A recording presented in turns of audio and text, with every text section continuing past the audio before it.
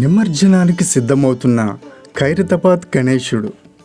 అదిగో చూస్తున్నారు కదా, మనకు ఎంతో సుపరిచితుడైన ఖైరతాబాద్ గణేశుడు ఈ సంవత్సరం అనగా 2025లో ఖైరతాబాద్ గణేష ఉత్సవ కమిటీ 69 అడుగుల గణేశుడిని నిలపడం జరిగింది.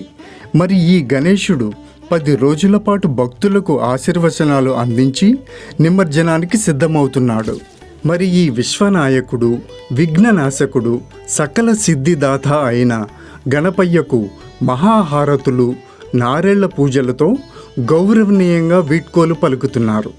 నిమజ్జనం కోసం ప్రత్యేకంగా సిద్ధం చేసిన శోభాయాత్రలో పోలీసులు, నిర్వాహకులు కట్టుదిట్టమైన ఏర్పాట్లు చేశారు.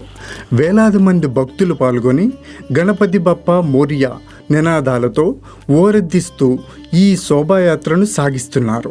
భక్తుల నినాదాలతో నగరమంతా మారుమోగుతోంది.